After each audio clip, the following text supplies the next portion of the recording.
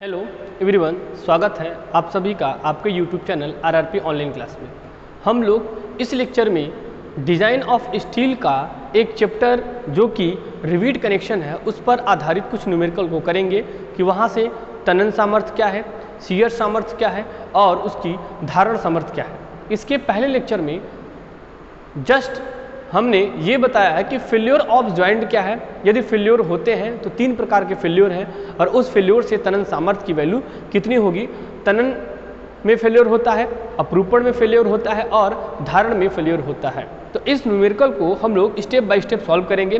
Question board पर लिखा हुआ है कि 10 mm मोटी दो प्लेटों को 18 mm व्यास के रिविटों से एकल रिविट लैप जोड़ द्वारा जोड़ा गया है। अब एकल रिविट लैप की बात हुई है तो एकल रिविट लैप हमने आपको बताया कि एकल रिविट कब होगा या फिर द्वि रिविट लैप जोड़ कब होगा, तो वहां से आप उस लेक्चर को देखेंगे तो आपको क्लियर हो जाएगा।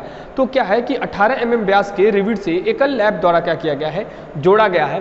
और इसकी पिच की बात करता है तो पिच कितनी है, पिच को हम लोग किससे डिनोट करते हैं। जब सोल्यूशन करेंगे तो एक एक पॉइंट आपको याद होना चाहिए किसको। देखिए पिच की बात करता है तो पिच को हम लोग P से डिनोट करते हैं, यानी P का मान 55 mm दिया हुआ है। तो जोड़ की सामर्थ्य निकालना है और यहाँ पे अनुगेय प्रतिबल, तनन में अनुगेय प्रतिबल दिया हुआ है और शीयरिंग में अनुगेय प्रतिबल दिया हुआ है और अनुगेय प्रतिबल आपका धारण में दिया हुआ है, यानी कि 150, 90 और 270 न्यूटन पर mm स्क्वायर है।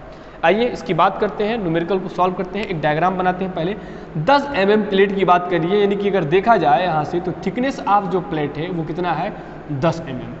थिकनेस ऑफ प्लेट क्या है, दोनों कितने हैं, 10 mm के। ये ए प्लेट हम दे देते हैं और ये जो हमारी होगी वो दूसरी प्लेट है। यहाँ पर क्वेश्चन में गिवन है कि इन दोनों प्लेटों की जो मोटाई है वो 10 mm आपके क्वेश्चन में गिवन है और यहाँ पर रिविट कनेक्शन के द्वारा इनको आपस में क्या किया गया है, जोड़ा गया है। और इस रिविट का देखिए यहाँ पर जो व्यास दिया हुआ है ये उसका नॉर्मल व्यास दिया हुआ है, यानी कि सामान्य व्यास की बात करते हैं। सामान्य जो व्यास है किसका, रिविट का, वो दिया हुआ है 18 mm। और हमने आपको बताया है कि हमेशा हम सामान्य व्यास नहीं सकल व्यास लेते हैं और सकल व्यास के लिए कंडीशन होता है कि यदि वह 25 mm से कम है तो जो सकल व्यास होगा उसमें 1.5 यानी 1.5 क्या कर देंगे, जोड़ देंगे। तो यहाँ से हम बात करेंगे अगर gross dia of the rivet की, gross diameter of rivet कितना हो जाएगा, 18 + 1.5 यानी कि 19.5 mm। क्लियर है, 19.5 mm ये इसकी हो जाएगी। और क्वेश्चन में गिवन है जो प्लेट की मोटाई है, प्लेट की मोटाई यानी thickness of the plate T बराबर कितना हो जाएगा, 10 mm। और ग्रॉस डाया को हम लोग स्मॉल d से डिनोट करते हैं। बात क्लियर हो गई। P पता हो गया आपको, D पता हो गया और T पता हो गया। ये हमको क्या दिया हुआ है, गिवन है क्वेश्चन में।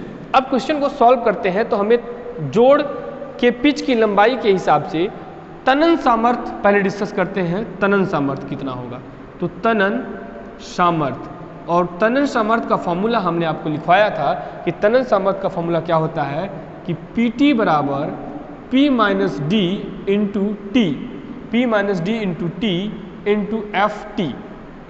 P क्या है, पिच, D क्या है, ग्रॉस डायामीटर ऑफ रिविट। और यहीं पर बच्चा गलत करता है, वो डाया ऑफ द रिविट नहीं है, नॉर्मल कंडीशन में नहीं है कि जब वो ठंडा हो तब। ये क्या है, D से ग्रॉस डाया ऑफ रिविट यानी कि सकल व्यास है। ये क्या होगा, सकल व्यास रिविट का लिया जाता है, उसे हम लोग स्मॉल d कहते हैं। और T से thickness of plate and FT क्या है आपका, अनुगेय प्रतिबल तनन के। अब यहाँ से वैल्यू हम लोग पुट कर लेते हैं तो PT बराबर क्या हो जाएगा, P का मान कितना है 55 माइनस D 19.5 और T यहाँ से कितना है 10 इंटू FT का मान यहाँ पर गिवन है वो है 150। यानी PT की वैल्यू जब आप लिखेंगे सॉल्व करने के बाद तो यहाँ से आ जाएगा 53250 न्यूटन। जब इसको किलो न्यूटन में करेंगे तो आ जाएगा 53.25। PT बराबर आ जाएगा 53.250 किलो न्यूटन। तो यहाँ से तनन सामर्थ्य की वैल्यू हम लोग फाइंड आउट कर लिए हैं कि तनन सामर्थ्य कितना होगा। अब दो सामर्थ्य और बचे हैं, कर्तन सामर्थ्य और धारण सामर्थ्य की बात करते हैं कि कर्तन सामर्थ्य और धारण सामर्थ्य कितना कितना होगा। तो देखिए अब सेकेंड पॉइंट की बात करते हैं, तो सेकेंड में हम बात करते हैं कर्तन सामर्थ्य की, कर्तन सामर्थ्य कितना होगा। ठीक है, कर्तन सामर्थ्य का फॉर्मूला हमने आपको लिखवाया था, क्या होता है PS equal to π/4 d square Fs, π/4 d square Fs। d क्या है आपका सकल व्यास है जो 19.5 आपका गिवन है। जब इसको सॉल्व करेंगे आप तो PS बराबर π/4 d का मान 19.5 का होल स्क्वायर इंटू Fs का मान दिया हुआ है यहाँ से 90। इसको जब आप with the help of scientific calculator की सहायता से सॉल्व करेंगे तो आ जाएगा 26880 न्यूटन, और इसको किलो न्यूटन में करेंगे तो 26.880 किलो न्यूटन। यह पॉइंट क्लियर है। देखिए फॉर्मूले याद है तो आपको क्वेश्चन में किसी भी प्रकार की प्रॉब्लम नहीं होगी। अब थर्ड पॉइंट बात करते हैं हम लोग धारण सामर्थ्य की, कि धारण सामर्थ्य कितना होगा। बात करते हैं बीरिंग स्ट्रेंथ, धारण सामर्थ्य।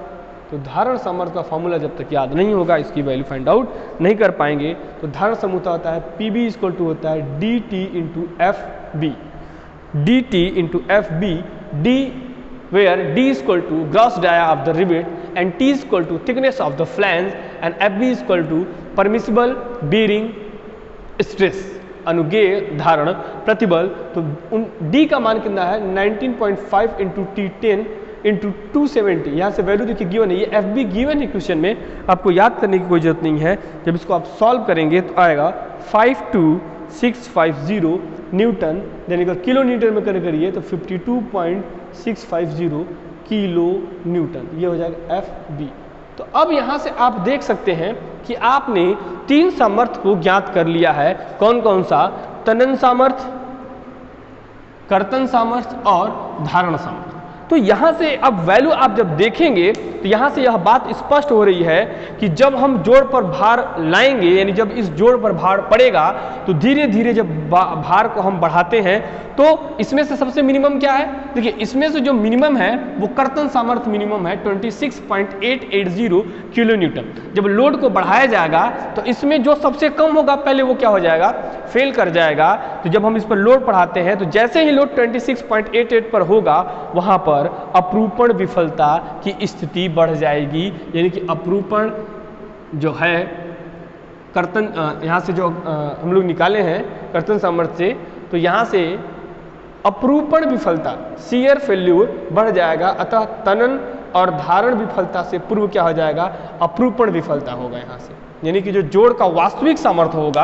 अब देखिए 53 है, पॉइंट की बात अभी निगलेक्ट करते हैं, 53 है, यहाँ पर 52 है, यहाँ पर 26 है। जब लोड पड़ेगा तो इसमें से सबसे पहले कौन फेल होगा? जो सबसे कम होगा, और सबसे कम क्या है आपका यहाँ पर? कर्तन सामर्थ्य है।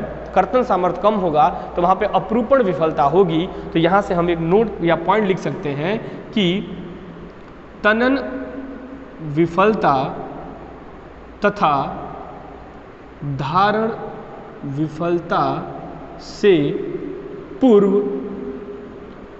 अपरूपण विफलता होगी, अर्थात कि जो इस प्लेट का जो वास्तविक सामर्थ्य होगा, वास्तविक जो सामर्थ्य होगा वो कितना होगा? 26.88 किलो न्यूटन, अर्थात इसके जस्ट आगे बढ़ने के बाद कोई ना कोई फेल्यूर हो रहा है। इसी वजह से जोड़ की जो वास्तविक सामर्थ्य है वो कितनी है? 26.88। समझ में आई बात? लेकिन अगर यह वैल्यू मान लीजिए कि 58 होता, एग्जाम्पल माने कि अगर ये वैल्यू 58 होता तो 58, 53 और 52, तो 52 अर्थात कि धारण विफलता पहले होती। तो यहाँ पर आप लिख सकते हैं कि तनन विफलता और अपरूपण विफलता से पूर्व धारण विफलता होती है, यानी इन तीनों में जो सबसे मिनिमम होगा वहीं उसकी वास्तविक सामर्थ्य ली जाएगी, क्योंकि उस सामर्थ्य तक पहुँचते पहुँचते प्लेट क्या हो जाएगी? फेल कर जाएगी, प्लेट टूट जाएगी। इसी वजह से उस प्लेट की जो सामर्थ्य होगी इन तीनों में कंपेयर करने के बाद जो मिनिमम होगा वो लिया जाएगा। आई होप ये सारी चीज़ें समझ में आई होंगी स्टेप बाय स्टेप। आप किसी भी क्वेश्चन को क्या क्वेश्चन में दिया हुआ है और क्या निकालना है अगर स्टेप बाय स्टेप करते हैं तो किसी भी प्रकार की प्रॉब्लम नहीं होगी। इन 2 पॉइंटों पर आपको ध्यान रखना है कि हम नॉर्मल व्यास नहीं लेते हैं, नॉर्मल डाया नहीं लेते हैं, हमेशा हम gross dia of the rivet की बात करते हैं। ठीक है। इस ये डी क्या है, सकल व्यास है, नॉर्मल सामान्य व्यास नहीं हो। आई होप ये सारी चीज़ें आपको समझ में आई होंगी। Okay, thank you.